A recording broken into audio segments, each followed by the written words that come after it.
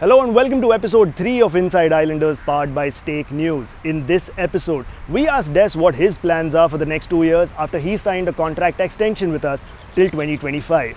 We also talk about our spectacular month of January where we won 5 out of 5 games. Plus, with only 4 league games remaining in the season, we speak to Des about his preparations for the upcoming knockout phase. Let's take a look.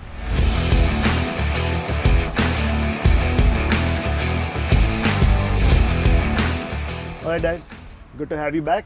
Welcome back. I always find it weird when I say welcome because this is your training ground. I should be the one welcome here, but great to have you here again. Let's start off by talking about a big moment for you, the contract extension. Congratulations from me, congratulations from all the fans as well. What I want to start off by asking you is, from the moment you signed for Mumbai City FC till now that you've signed the contract extension, how do you evaluate your progress thus far as a coach? It's a big question. I don't think it's my place to evaluate that. That's for others to do. What I'm pleased with since I've come in, so when I came in, the club had won the double the year before. There had been a lot of turnover in terms of players. We'd lost 5 of the starting 11 from that team. So it's a bit of a rebuild, come in very late. And what I'm really pleased with is kind of how we've, over the 16 months now, coming into game number 50 this weekend, how we've been able to recruit players that we can now play different ways and play the style of football that we want, and we can do that consistently. And also how we've built the club internally. In terms of my job coming here was obviously to develop players and implement a playing style, but it was also to set this club up as a CFG club behind the scenes. And the way that we operate now is very similar, if not exactly the same, as the environment I come from Melbourne, which hopefully then really enhances not just the football, but everything that the players and the staff get access to that people don't necessarily always see on the TV. Fantastic, because now that you've signed till 2025, we can look forward to a lot more progress in the coming 2 years. Do you have anything to say about what you have planned for the next 2 years? It's to continue building what we've just done in the last 16 months. You know, we don't want to be a club that just tries to have success, whatever you define success as being, over one season. It's about now succession planning, future proofing, and building not just the first team but also the teams below, so the reserve team and the academy, and working closely as a club, not just as a standalone first team. So they're things that, you know, will take some time, but 2 years certainly is enough time to have a big impact in that space. And it's now about making sure that, you know, we want to be successful now, we want to be the best that we can be, but we want to set this club up to be successful long term. And that's, you know, player recruitment, that's working through the academy to develop our own players, that's making sure that if a time comes where I do move on or that happens, that someone that comes in, they pick this club up and it's in a very good space to take forward. I mean, that's great to hear, especially for all the fans. I think with the banner in the stands as well, I think everybody made their feelings known when you signed the extension. We are so happy to have you here till 2025. Let's talk about January now, because we've had a fantastic month of January. We had 5 games, so it was a packed schedule, but we've won 5 out of 5. I mean, there's not much more we can ask for. But within those 5 games, again, we've seen different types of performances. We've put 4 goals past Odisha, past Kerala Blasters and Northeast United. But we've also had to fight for the victories against ATK Mohun Bagan. Very recently, we had to come back from a 1-0 deficit to win it late against Jamshedpur. So out of all the 5 matches, which one of those performances pleased you as a coach the most? It's difficult to pick one. I think the more games we play, the more challenges we face. You know, in some of the games, you know, the scoreline makes the game look like it was won, and not won easily, but was won maybe early. But there's a lot of work that goes into trying to prepare that team and for the players themselves to prepare for those moments. So whether it was a 4-0 or it was the 2-1, the most recent 2-1, what's really pleasing is that we're finding different ways to win games of football, which is so important, not just to do what we want to do this year, but we looked at last year, and I think when teams stopped us doing one thing, we struggled to do a different thing, and that affected obviously the results.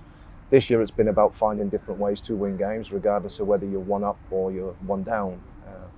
And that's come about just again through time, trusting in what we do, trusting in the players, trusting in the way that we play. And if you can get that right and you can perform to those levels more often than not, hopefully the result does come with you. But we know football can be quite cruel. But at the moment, that for me has been the pleasing thing. It's about how we've been able to get results in different situations. Yeah, so it is very hard to pick the best performance for you. I can totally understand that. However, one thing that a lot of fans have been telling me also is this trend that we have of starting games really early, scoring the really early goals, going 4-0 up very early on in the game, and then managing the game really well in the second half. Is that something that the squad and you, the coaching staff, have all discussed as well? That trend that we've been seeing. But we want, if you can go and start a game and score early, it does help, because you can manage the game however you want, especially at 4-0. But what's really good, and I've been really happy with, whether we've gone out and started the game well, which we try to do every game, or whether or not we finish the game strong. We've seen examples of that when we played Goa. It was 2-1 at half time. We went on to win 4-1. So if we finished strongly, we certainly had it against Chennai, where we were 2-2 at half time and went on to win 6-2. So whether it's we come out and we try and win the game as early as we can, if that doesn't happen, it's nice to know, like the last game we've just played, even in the 78th minute when we're 1-0 down, that we can then go on to pick the result up and have, we've got enough examples of doing that now. So yes, we try and win the game, every game. Sometimes we can do that earlier, but it's nice to know that if we can't do that, or the game chucks us challenges that we haven't yet had, that again, we find in different ways at the moment to get the result. Yeah, and now the fantastic run of results that we had in January means that we have become the first team to qualify for the playoffs, for the knockout round. So congratulations to you, congratulations to the squad as well for that. It's a fantastic achievement, and all the fans, including myself, we're just dreaming about what's to come. Now, in our previous interactions as well, you've always said that no matter what the situation, what the occasion, what the team, your approach doesn't change. You take it game by game. But now that we get into the business end of the season, now that we're starting to prepare for the knockouts, is there any sort of change in terms of preparations, whether it is squad rotation, game management, team management? Is there anything like that playing on your mind? No, I think if you start trying to be too clever in this game, you trip yourself up.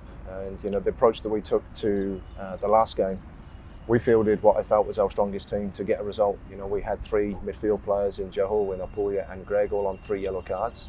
And if they were to pick up a booking, they would have missed Hyderabad. Now, that's a risk and a reward. We could have not played those 3 and gone with others, which I'm sure would have helped get us a result as well.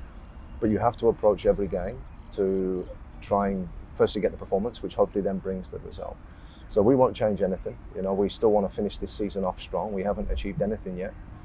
And then once the season is finished against East Bengal on the 19th of February, then we'll turn our attention to the playoffs, but no, not before. Perfect. Now, in terms of, just go on with that train of thought, we've made some fantastic young signings in the earlier transfer window as well as in this transfer window. We've made it a habit to sign young, exciting players.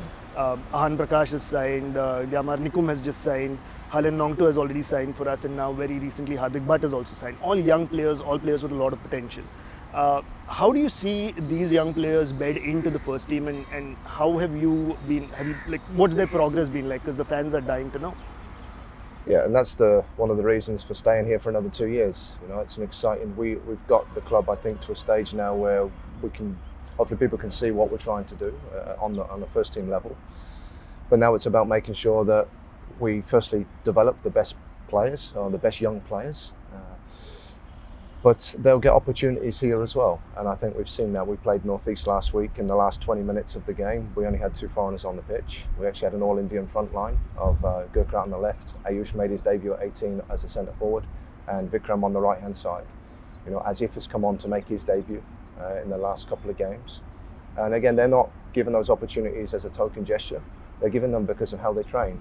And the players that you've just mentioned, they've been signed with the idea of planning ahead, not just for this season, but for the next 2, 3 and beyond, because we feel that they can contribute and play the way that we want.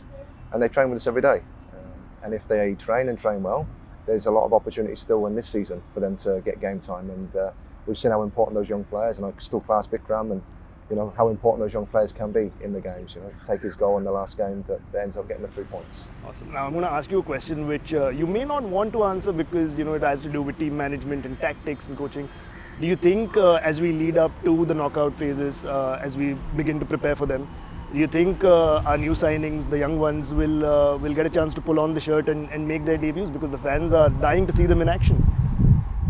It's a fine balance. if the players are good enough, for me it doesn't matter if they're 18, 17, 23, if they have something that can contribute to what we're trying to achieve here and we think that they're ready to do that, they will get that chance. It's my coaching career so far has been working with a lot of young players who have gone on to do very good things. I see that as a fantastic opportunity for them while they're here. We've already seen examples of that so far, but they also need to recognise, and they do, that they're currently training and playing with some of the best players in the league. And for them to get game time, they have to take game time off of those players.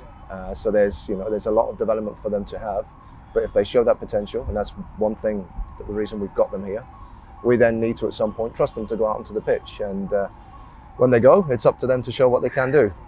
But we need to make sure we prepare them as well as we can, because we don't want to just put them in once and then take them out. It's about putting them in and giving them the best chance to then stay in and compete. Absolutely. So now let's wrap up January with your Stake News key moment of the match. Last month I remember you said that the Christmas event and the Olympiad were your key moments. But now in this month, in January, what do you think was your Stake News key moment of the month?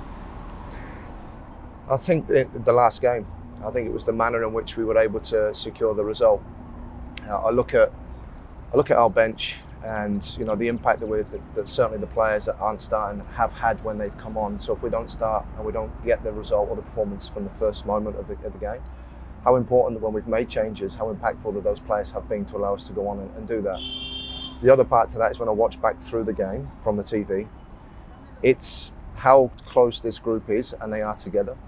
So we scored the equaliser, and if you look at our bench and every single player on that bench, even those that had come off, they're up, they're together, they're cheering, and then when we win, if we hit the winner, the whole squad's together. And there's a wonderful moment where young Haaland actually jumps up and he celebrates by, he doesn't think he means to, but he hits Tony, our assistant coach, on the back. And poor Tony, when we got back to the hotel, he didn't know who had done it until we watched the replay, but poor Tony's back. So to see that group, whether they're starting, they're finishing, or some of them maybe not even coming on, how well together they are, that's so important. And that for me was a nice moment from the last fantasy. We love seeing the camaraderie that the players have on the pitch. The fans are absolutely loving the togetherness that we are seeing. And let's look forward now as we get into the last 4 games of the league season. Like I said, we've seen the camaraderie with the squad on the pitch. We even saw that when you went up to Vikram when he was doing his post-match interview with the club media, and you asked him if he meant it, and he said he did, which we all know he absolutely meant it. He's capable of pulling off those fantastic goals.